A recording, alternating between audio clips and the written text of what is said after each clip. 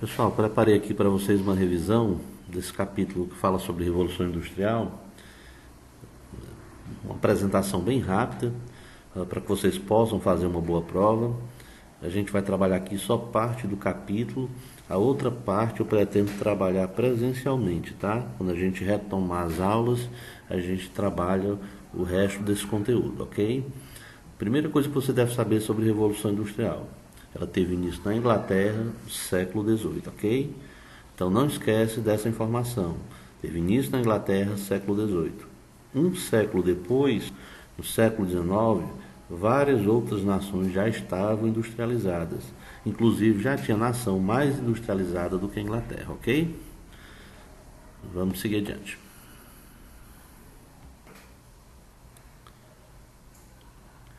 Pessoal, antes do surgimento das fábricas, como é que eram produzidas mercadorias? Primeiro, a primeira forma de produção de mercadorias que surgiu foi o artesanato. Tá? No artesanato você tem essa figura do artesão que domina, tá, todas as etapas do processo de produção. Ele é um especialista, ele trabalha especificamente com o produto e ele domina por completo o conhecimento e domina todas as etapas de conhecimento de produção.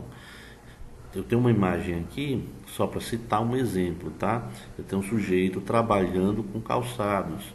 Então esse sujeito, ele compra a matéria-prima, ele faz o corte, ele elabora o modelo de calçado, tá? Ele vai fazer a confecção, acabamento e vai fazer também a venda. Ou seja, do início do processo, que é a compra do material, até o final, que é a venda do produto, ele participa de todas as etapas, ok? Vamos adiante. Pessoal, nesse processo de produção de mercadorias, a próxima fase foi o surgimento das manufaturas. Só para seguir com o mesmo exemplo dos sapatos, tá? Eu tenho nessa imagem agora várias pessoas envolvidas no processo de produção de sapatos.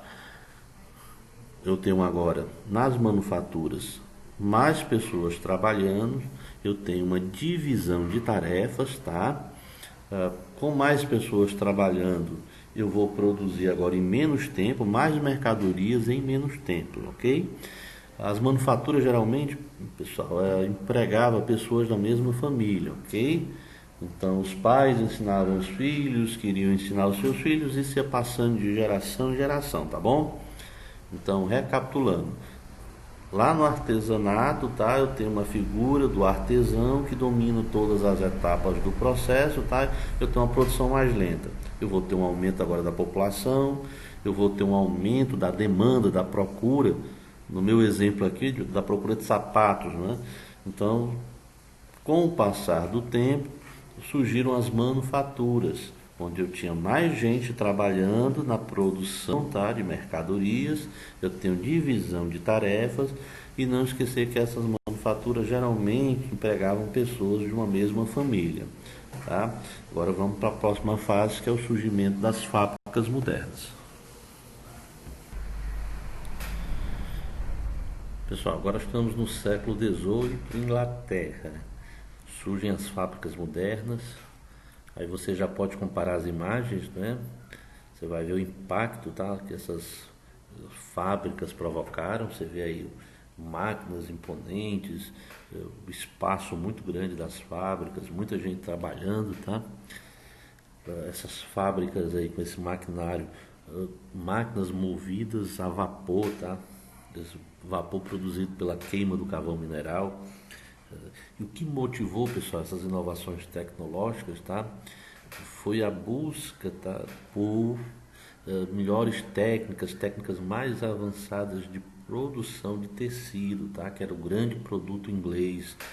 Muitos comerciantes ganhando, lucrando muito com os tecidos, tá?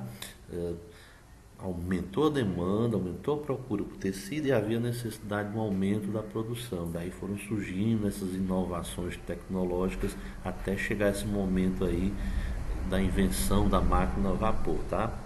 Essa mesma tecnologia aí foi jogada nas locomotivas, tá? Vão surgir estradas de ferro, as estradas vão encurtar, tá? As distâncias, as viagens agora vão ser feitas num tempo bem menor, tá? Então a gente está passando por um período, tá? A gente está trabalhando um período assim de profundas mudanças, ok? Inicialmente Inglaterra, como eu já falei, um século depois, várias outras nações industrializadas, tá? Essas fábricas, pessoal, vão produzir em grande quantidade e isso vai logo de imediato, tá, provocar o fechamento das manufaturas, tá? A manufatura ela não vai conseguir concorrer com as fábricas, tá? Resultado, muitas pessoas desempregadas. Essas pessoas desempregadas, tá, que trabalhavam nas manufaturas vão procurar emprego nas fábricas. Só que a fábrica não vai empregar todo mundo. E quando você tem muita gente, tá, e a procura de um emprego, tá, poucas vagas e muita procura, resultado imediato são os baixos salários, tá? Então, os salários foram reduzidos, tá? Os empresários pagavam muito mal, as pessoas trabalhavam muito e recebiam muito pouco, ok?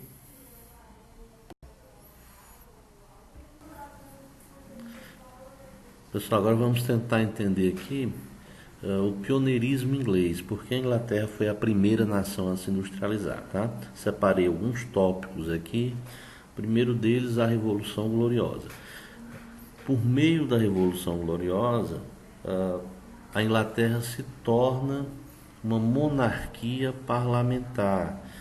Quem manda de fato é o parlamento. E qual foi a contribuição disso aí para o processo de Revolução Industrial? Com o parlamento forte, tá, vai ter um equilíbrio de forças e os comerciantes vão ter mais liberdade do que outras nações que tinham monarquias absolutistas, que tinham interferência do rei nos negócios, tá?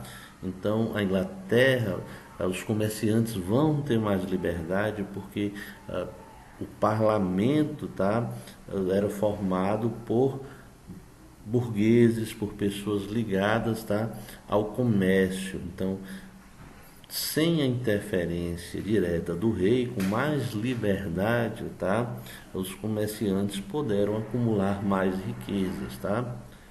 Um outro tópico, o calvinismo.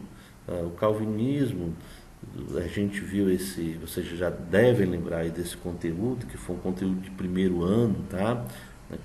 Aquele contexto da reforma protestante. O calvinismo, ele permitia que as pessoas acumulassem riqueza, que as pessoas cobrassem juros, eles não eram contrários a isso, diferente da Igreja Católica, tá? Um outro aspecto do calvinismo é que eles acreditavam na predestinação, que você já nascia salvo, tal, condenado ao inferno. E aquelas pessoas que tinham um bom comportamento, certamente era uma pessoa que estaria predestinada a ser salva, né? Então, você tem como característica dos calvinistas, tá? Pessoas voltadas para o trabalho, pessoas que trabalhavam muito, tá? Pessoas que acumulavam riqueza e pessoas que não tinham o menor problema em prestar dinheiro, tá? Cobrar juros, porque isso aí era uma prática que não era proibida na sua religião, tá? Então a Inglaterra, que tinha muitos calvinistas, tá? Acumulou riqueza, essas pessoas acumularam riqueza, essa riqueza pôde ser investida nas indústrias que surgiram, tá bom? A Inglaterra também saiu favorecida por ter reservas de carvão, tá? Um carvão que foi essencial aí nesse processo de revolução industrial.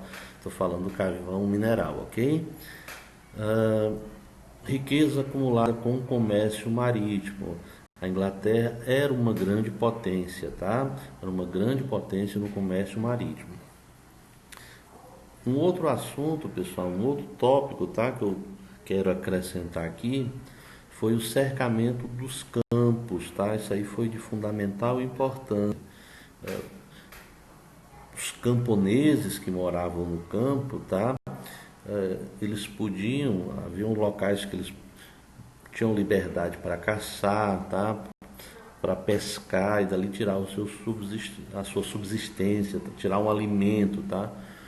em determinado meados, metade do século XIX, começou o processo de cercamento, se intensificou o processo de cercamento dos campos.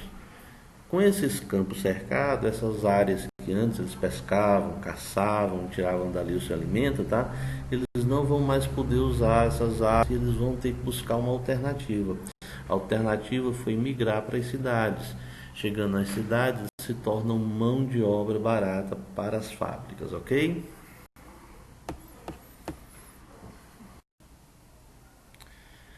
Só vamos falar aqui das condições de trabalho no início da Revolução Industrial. Eu destaquei aqui uma foto de crianças operárias, tá? Para que você não esqueça que nesse período crianças, idosos e mulheres trabalhavam nas fábricas, ok?